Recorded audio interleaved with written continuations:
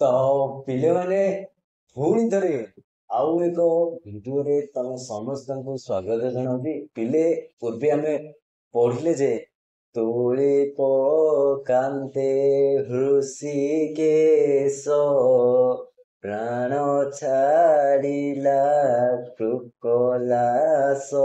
କଣ ହେଇଛି ନା ତୋଳି ପକାନ୍ତେ ହୃଷିକେଶ, ଯେତେବେଳେ ହୃଷିକେଶ ତାଙ୍କୁ ବାହାରେ ଆଣି ଯାଇଛନ୍ତି, ଉପରକୁ ଉଠାଇ ଆଣିଛନ୍ତି, ତଳେ ପକେଇ ଦେବାରୁ ଏଣ୍ଡୁଅଟିର କୃକଲାସଟିର ପ୍ରାଣ ଛାଡ଼ି ଯାଇଛି। ଯେତେବେଳେ ହୃଷିକେଶ କହିଲେ ସେଇ କୃଷ୍ଣ ଯେତେବେଳେ ତାକୁ ଉପରକୁ ଆଣିଛନ୍ତି, ଯେତେବେଳେ ତାକୁ ଉପରକୁ ଆଣି ତଳକୁ ପକେଇ ଦେଇଛନ୍ତି, ତାର ପ୍ରାଣ ଛାଡ଼ି ଯାଇଛି। ବୁଝିପାରିଲା? ପକେଇ ଦେଇ କହିଲେ କଣ କଚାଡ଼ି ଦେଲେ କି ନାଇଁ, ଯତ୍ନ ସହକାରରେ ଯତ୍ନ ସହକାରେ ତାକୁ ରଖିଲେ। ମାଳାକାର ଯେଭଳି ମାଳାକୁ ଅତି ଯତ୍ନ ସହକାରେ ଉପରକୁ ଉଠେଇ ଆଣେ, ଅତି ସହଜରେ ଉଠେ, ସେଇଭଳି ଆଣିକି ସେ ରଖିଛନ୍ତି। ଯେତେବେଳେ ରଖିଛନ୍ତି ପ୍ରାଣଟି ଛାଡ଼ି ଯାଇଛି। ବୁଝିପାରିଲା?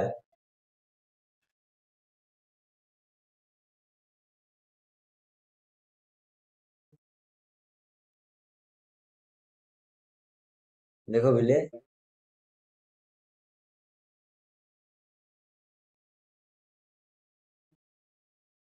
କଣ ଅଛି? ତୋଳି ପକାନ୍ତେ ହୃଷିକେଶ ପ୍ରାଣ ଛାଡ଼ିଲା କୃକଲାସ।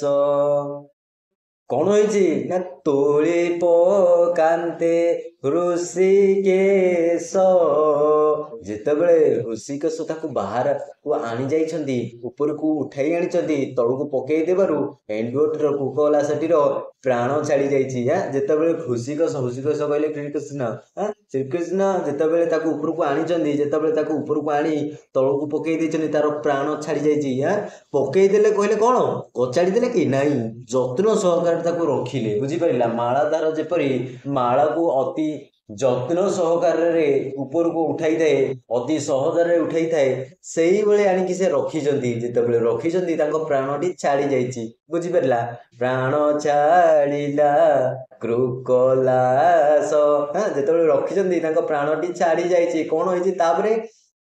ଯେଣୁ ଲାଗିଲା କୃଷ୍ଣ କର ଦିବ୍ୟ ପୁରୁଷ ହେଲା ତାର, ଯେତେବେଳେ ଯେହେତୁ କୃଷ୍ଣଙ୍କର ହାତ ସ୍ପର୍ଶ ତାଠି ଲାଗି ଯାଇଛି ନା, ଦିବ୍ୟ ପୁରୁଷ ହେଲା ତାର।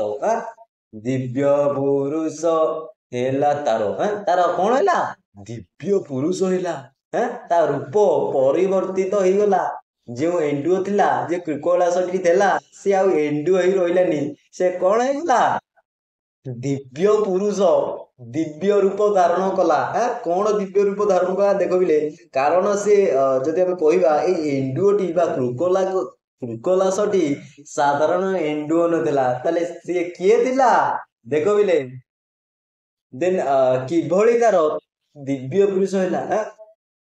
ଉଦୟଗିରି ଶିଖେ ଶଶୀ ଯେସନେ ଗଗନେ ପ୍ରକାଶୀ। ତା ମାନେ କଣ ହେଇଛି? ଉଦୟଗିରି ଶିଖେ ଶଶୀ। ଶଶୀ ମାନେ କହିଲେ ଜହ୍ନ, ଆମେ ଯେମିତି ଜାଣିଛେ ଚନ୍ଦ୍ର। ଗିରି ଶିଖରେ, ଗିରିର ଶିଖର ଦେଶରେ, ଗିରିର ଅଗ୍ରଭାଗରେ, ପର୍ବତର ଶୀର୍ଷ ଭାବରେ ଯେତେବେଳେ ଶଶୀ କହିଲେ ଚନ୍ଦ୍ର, ଯେତେବେଳେ ଆମେ ଚନ୍ଦ୍ର ଯେତେବେଳେ ଉଦୟ ହୁଅନ୍ତି, ତାର ଯୋଉ ଦୃଶ୍ୟ ଥାଏ, ଯେଭଳି ଗଗନରେ ତାର ଦୃଶ୍ୟ ପ୍ରକାଶ ଲାଭ କରିଥାଏ, ସେଇଭଳି ଭାବରେ ତାର ରୂପ ଝଟକି ଉଠିଲା। ଏଣ୍ଡୁଅଟାରେ ରୂପ ଝଟକି ଉଠିଲା, ଦିବ୍ୟ ପୁରୁଷ ହେଇଗଲା। ତାପରେ କିଭଳି ଦିବ୍ୟ ପୁରୁଷ ହେଲା ନା, ତାହେଲେ କିଭଳି ଦିବ୍ୟ ପୁରୁଷ ହେଲା ନା, ଚନ୍ଦ୍ର ଯେଭଳି ଗିରି ଶିଖରେ, ବୁଝିପାରିଲା, ଗିରି ଶିଖରେ ଉଦୟ ହୁଅନ୍ତି ଏବଂ ଗଗନକୁ ପ୍ରକାଶ କରନ୍ତି, ଉଜ୍ଜ୍ୱଳତାରେ ଭରି ଦିଅନ୍ତି, ସେଇଭଳି ଭାବରେ ସେ ଦିବ୍ୟ ପୁରୁଷ ପ୍ରାପ୍ତ ହେଲା। ତାପରେ କଣ ହେଇଛି ଦେଖ ବିଲେ, ତାଙ୍କ ଶରୀର କିଭଳି ଦେଖାଗଲା? ଶୁଦ୍ଧ ସୁବର୍ଣ୍ଣ ଦେହ ଝଳି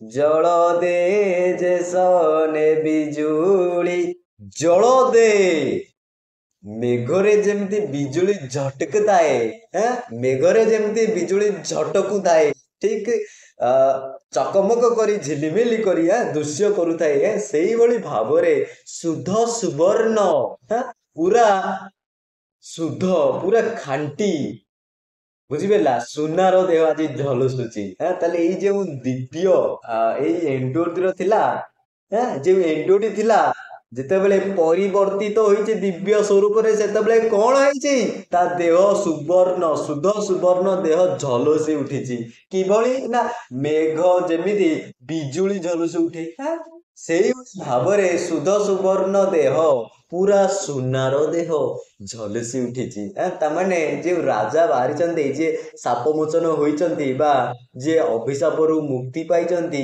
ସେ କିଏ ଦେଖ ବିଲେ ଦିବ୍ୟ ସରି ଦିବ୍ୟ ବସନ ଗନ୍ଧମାଳ ଦେଖିଛ କି ତ ନନ୍ଦବାଳ ତାପରେ ଦିବ୍ୟ ବସନ ଆରେ ଆରେ ଆରେ ଆରେ ସେ ଏଭଳି ଏଭଳି ସବୁବେଳେ ଡ୍ରେସ ପିନ୍ଧି ନାହାନ୍ତି ଦିବ୍ୟ ବସନ ପରିଧାନ କରିଛନ୍ତି କଣ ଦିବ୍ୟ ବସନ ଦିବ୍ୟ ବସ୍ତ୍ର ପିନ୍ଧିଛନ୍ତି ଏବଂ ପାଖରୁ ଆମେ ଯଦି କହିବା ସୁଗନ୍ଧିତ ସୁଗନ୍ଧ ବାହାରୁଛି ଗନ୍ଧମାଳ ଆମେ ଯଦି କହିବା ଗୋଟେ ପ୍ରକାରରେ ଦିବ୍ୟ ବସନ ଦିବ୍ୟ ପୋଷାକ ପରିଧାନ କରିଛନ୍ତି ଏବଂ ସୁଗନ୍ଧ ଚାରିପଟକୁ ପ୍ରସ୍ଫୁଟିତ ହୋଇ ଉଠଉଛି ଆମେ ଯଦି କହିବା ସୁଗନ୍ଧ ଚାରିପଟକୁ ଖେଳେଇ ଯାଉଛି ଏବଂ ତାପରେ କଣ ହେଇଛି ଦେଖ ଏହା ଦେଖି ନନ୍ଦବାଳ ବୁଝିପାରିଲା ନନ୍ଦବାଳ କହିଲେ ଶ୍ରୀକୃଷ୍ଣ କଣ କରିଛନ୍ତି ଚକିତ ହେଇଛନ୍ତି ଆଶ୍ଚର୍ଯ୍ୟ ହେଇଯାଇଛନ୍ତି ଆରେ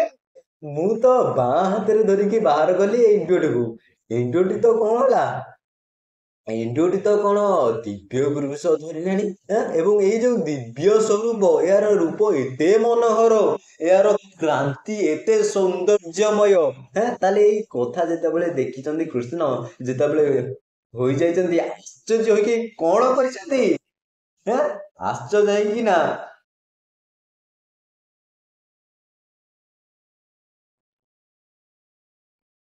ତାପରେ କଣ ହେଇଛି ଦେଖ ତାହା ଜାଣନ୍ତି କୃଷ୍ଣ ଏକେ ବିଖ୍ୟାତ ଅର୍ଥେ ନରଲୋକେ ତାହା ଜାଣନ୍ତି କୃଷ୍ଣ ଏକେ ବୁଝିପାରିଲା କେବଳ କୃଷ୍ଣ ହିଁ ଜାଣନ୍ତି କିଏ କାହିଁକି ଏଣ୍ଡୁ ରୂପ ହେଇକି ପଡିଥିଲେ ଏବଂ କିଭଳି ଦିବ୍ୟ ପୁରୁଷ ହେଲେ ଏବଂ ଏଇ ଦିବ୍ୟ ପୁରୁଷ ଧାରଣ କରିଥିବା ଯୁବକ ନାମକ ଇଏ କିଏ କୃଷ୍ଣ ଜାଣନ୍ତି ତାହା ଜାଣନ୍ତି କୃଷ୍ଣ ଏକେ ବିଖ୍ୟାତ ଅର୍ଥ ନରଲୋକେ ଏଇ ନର ଲୋକରେ ଏଇ ନର ଲୋକର ଯଦି ଆମେ କହିବା ଏଇ ପୃଥିବୀରେ କିଏ ବିଖ୍ୟାତ କରିପାରିବ ତାର ଅର୍ଥ କେବଳ ଜଣେ ଶ୍ରୀକୃଷ୍ଣ ଏବଂ ଦେଖ ବିଲେ ଜାଣୁଛନ୍ତି ପରନ୍ତୁ କଣ କରୁଛନ୍ତି ଭକ୍ତ ମାନଙ୍କୁ ଜଣେଇବା ଉଦ୍ଦେଶ୍ୟରେ କଣ କହୁଛନ୍ତି କୃଷ୍ଣ ଦେଖ ବିଲେ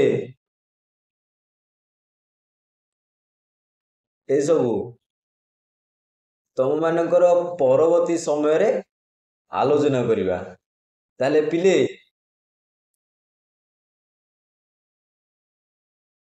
ଆଜି ପାଇଁ ବସ୍ ଏତିକି